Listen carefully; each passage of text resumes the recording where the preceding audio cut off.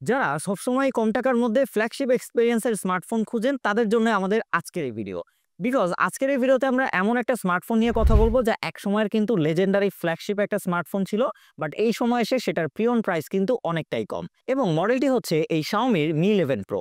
এবং এই স্মার্টফোনটি এখন পাওয়া যাচ্ছে গ্যাজেট অ্যান্ড গ্যাজেটে এবং প্রাইসের কথা বললে 29,999 টাকা, মানে হচ্ছে 30,000 টাকা। তবে এই ফোনটা নিলে কিন্তু আপনারা পেয়ে যাচ্ছেন 6 মাসের ওয়ারেন্টি। সো কোনো রকম প্রবলেম নিয়ে চিন্তা করতে হবে না এই ফোনটি কিনে। ফার্স্ট অফ অল বলা যায় একসময় প্রায় 80-90 হাজার টাকার ফোন এখন 30,000 টাকায় পাওয়া যাচ্ছে। সো অবশ্যই ভালো দিক খারাপ দিক সবকিছুই থাকবে। তো আজকের ভিডিওতে সবকিছুই শেয়ার করবো আপনার সাথে।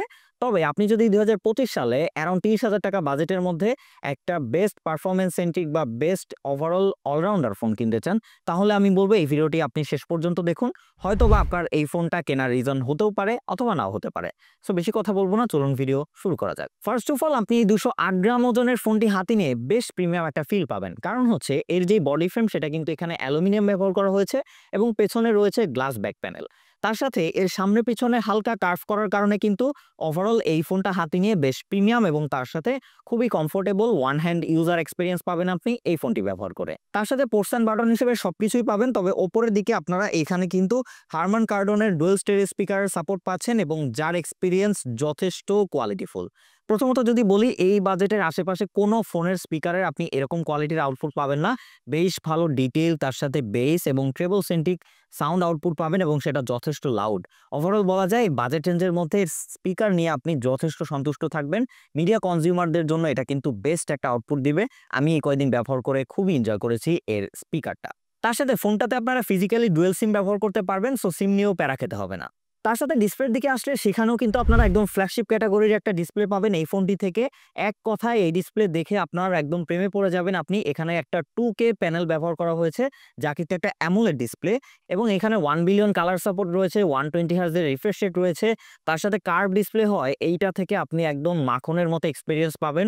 যদি বাজেট রেঞ্জের কথা বলেন তাহলে 50,000-60,000 টাকার আশেপাশেও আপনি এই ডিসপ্লে এরকম কোয়ালিটি ডিসপ্লে পাবেন কিনা সেটা নিয়ে সন্দেহ রয়েছে। এবং তার সাথে 480 হার্জের টাচ স্যাম্পলিং রেট রয়েছে, যা কিন্তু আপনি জাস্ট এই ডিসপ্লের উপরে টাচ করলেই ফিল করতে পারবেন যেটা কতটা স্মুথ এবং তার সাথে কতটা পারফরমেন্স সেন্ট্রিক একটা ব্যাপার। সো সবকিছু মিলিয়ে বেশ একটা হচ্ছে স্মুথ এক্সপিরিয়েন্স পাবেন আপনার এই ডিসপ্লেটি ব্যবহার করে।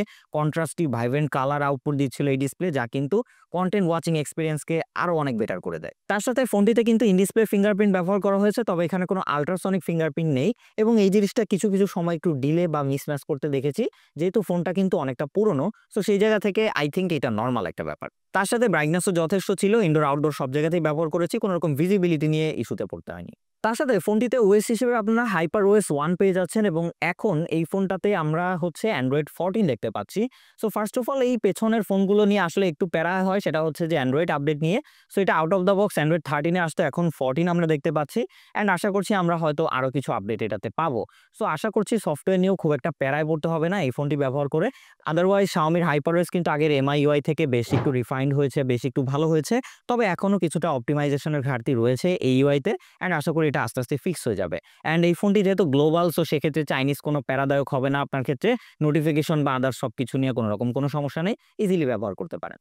বাই দ্য ওয়ে পারফরমেন্স সেন্ট্রিকে এখানে কিন্তু ফ্ল্যাগশিপ প্রসেসরই ব্যবহার করা হয়েছে, স্ন্যাপড্রাগনের 888, যা কিন্তু একটা অক্টাকোর প্রসেসর এবং এর আন্তত স্কোর কিন্তু অলমোস্ট 8 লাখ প্লাস। তো সেই জায়গা থেকে কিন্তু এটা থেকে আপনারা স্টিল এখনও কিন্তু বেশ ভালো পারফরমেন্স পাবেন। আমরা বেশ কয়েকদিন এটা ব্যবহার করেছি, গেম খেলেছি, এটাতে আপনারা PUBG 60 FPS একদম স্মুথ খেলতে পারবেন, কোনো রকম ল্যাগ বা ফ্রেম ড্রপ খুব একটা পাবেন না। তবে হ্যাঁ, হিটিং হচ্ছিল মোটামুটি।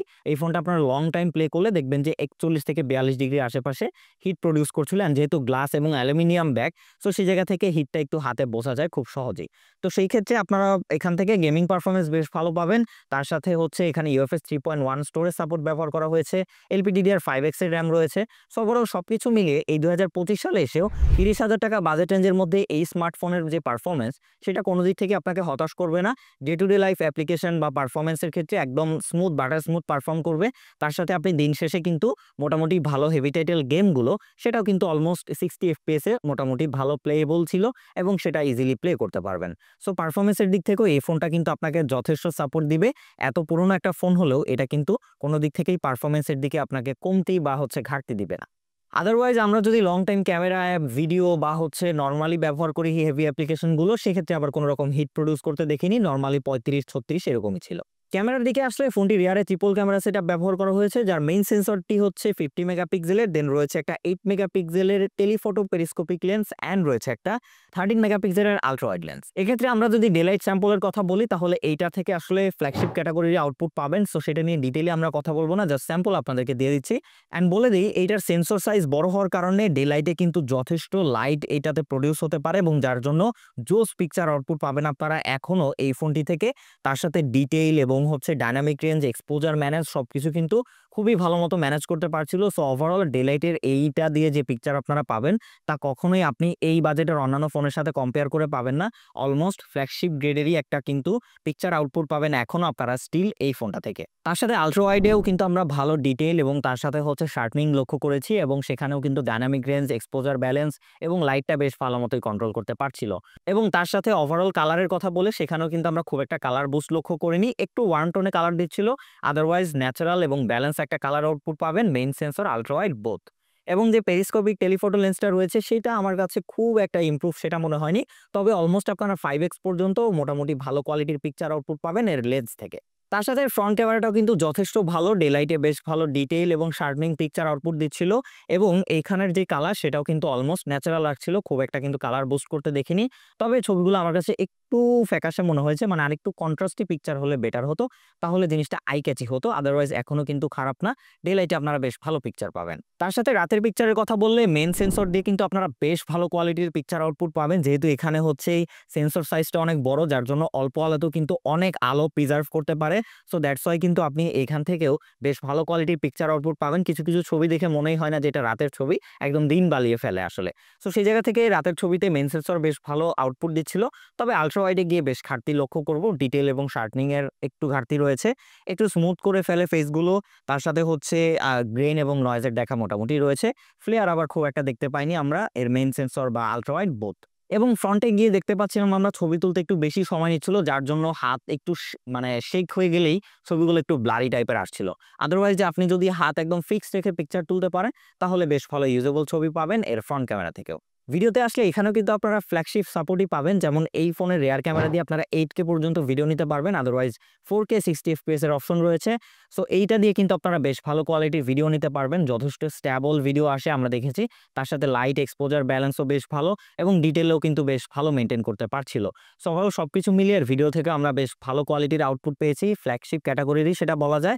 এবং কালারও কিন্তু খুবই ভালো ধরে রাখতে পারে, খুব একটা কালার শিফটিং বা লাইট সুইচ করতে আমরা দেখিনি এই ফোনটি ব্যবহার করে। তার সাথে যদি আপনারা আলট্রা ওয়াইড ব্যবহার করতে চান সেক্ষেত্রে আবার আপনাকে জাস্ট 1080p 30 fps এ ভিডিও করতে হবে। তো সেক্ষেত্রে আপনারা যদি বোথ সেন্সর চেঞ্জ করতে চান তাহলে আপনাকে জাস্ট 1080p তে ভিডিও করতে হবে। আদারওয়াইজ ফ্রন্ট ক্যামেরা দিয়ে আপনারা 1080p 60 fps এ ভিডিও করার সুযোগ পাচ্ছেন। সো এখানে অন্তত 4K 30 fps দিলে ভালো হতো, যেহেতু একটা ফ্ল্যাগশিপ ফোন। সো এই জায়গায় আমার কাছে একটু ডাউনগ্রেড মনে হয়েছে। তবে যদি আমরা ভিডিওর কথা বলি মোটামুটি ঠিকঠাক ডিটেইল, তার সাথে লাইট ব্যালেন্স করতে পারছিল এবং খুব একটা শেকি হচ্ছিল না। তবে যে ফোকাল লেন্স সেটা আমার কাছে একটু বেশি টাইট মনে হয়েছে এই ফোনের ফ্রন্ট ক্যামেরা দিয়ে। আদারওয়াইজ হচ্ছে ডিটেইল এবং লাইট ঠিকঠাক মতো ম্যানেজ করতে পারছিল। সবকিছু মিলিয়ে ফ্রন্ট ক্যামেরার ছবি বা ভিডিও একটু ব্যালেন্স টাইপের দিবে, খুব একটা এক্সট্রা অর্ডিনারি বা ফ্ল্যাগশিপ গ্রেড ওইরকম বলবো না, অ্যাভারেজ আমি বলবো বাজেট অনুযায়ী ঠিক আছে। তবে ব্যাক ক্যামেরা থেকে অবশ্যই আপনারা ছবি বা ভিডিও সব জায়গাতেই ফ্ল্যাগশিপের একটা এক্সপিরিয়েন্স পাবেন। তার সাথে পোর্ট্রেটের ক্ষেত্রে এইটা আমাকে বেশ ইমপ্রেস করেছে। পোর্ট্রেটের ক্ষেত্রেও কিন্তু আপনারা একটা ফ্ল্যাগশিপ গ্রেড এক্সপিরিয়েন্স পাবেন এই ফোনের পোর্ট্রেট থেকে। আপনারা HD detection, background separation, background blur সবকিছুই ন্যাচারাল দেখতে পাবেন, খুব একটা আনইউজুয়াল ব্যাকগ্রাউন্ড ব্লার করে না। সেই জায়গা থেকে বেশ আই ক্যাচি পিকচার আসছিল এবং পিকচারগুলো একটু ওয়ার্ম টোনের কালার আউটপুট দিচ্ছিল। তবে overall exposure, balance, dynamic range ঠিকঠাক মেনটেন করে বেশ ভালো কোয়ালিটির পোর্ট্রেট আউটপুট দিচ্ছিল দিনে অথবা রাতে বোথ। তবে ব্যাটারির কথায় আসলে এই ফোনটাতে রয়েছে 5000 mAh এর ব্যাটারি এবং 65 ওয়াটের ফাস্ট চার্জিং সাপোর্ট রয়েছে।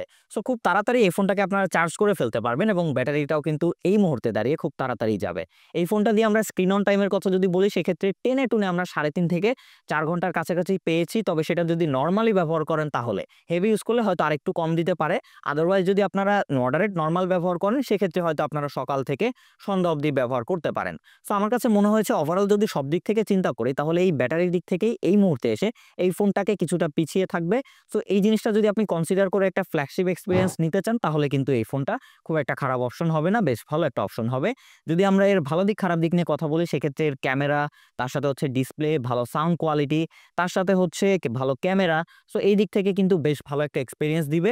এবং যদি আমি একটু ড্রব্যাকের কথা বলি তাহলে আমি বলবো এর ব্যাটারি এবং হচ্ছে এর যে সফটওয়্যার এক্সপিরিয়েন্স বা ওএস সেটা, কারণ এটা 14 এর পরে আর আসলে খুব একটা আপডেট পাবো কিনা সেটাও শিওর না। সো এই জায়গা থেকে বলা যাচ্ছে যে বাকি জিনিসগুলো আপনি বেশ ভালো এক্সপিরিয়েন্স পাবেন যদি ব্যাটারিটাকে কিঞ্চিত কনসিডার করতে পারেন তাহলে। আদারওয়াইজ যদি আপনি একজন কন্টেন্ট ক্রিয়েটর হয়ে থাকেন, ভালো ক্যামেরা সেন্ট্রিক একটা স্মার্টফোন খুঁজেন বা day to day life media কনজিউমের জন্য ভালো ডিসপ্লেওয়ালা একটা স্মার্টফোন খুঁজে থাকেন, বা বাজেট কম কিন্তু ফ্ল্যাগশিপ এক্সপিরিয়েন্স নিতে চান এরকম একটা স্মার্টফোন খুঁজে থাকেন যেটাতে ব্যাটারি নিয়ে বা ওএস আপডেট নিয়ে খুব একটা আপনার মানে এখানে মাথা ব্যথা থাকবে না, সো তাহলে আমি তাদেরকে আসলে এই ফোনটা সাজেস্ট করতেই পারি। এই বাজেটে কিন্তু বেশ ভালো একটা অপশন বলা যাচ্ছে। আর Xiaomi এর ফোনগুলোতে কিন্তু গ্রিন লাইন নিয়েও খুব একটা প্যারা নাই, আমরা গ্রিন লাইন খুব একটা দেখি না বলা যেতে পারে, খুবই রেয়ার।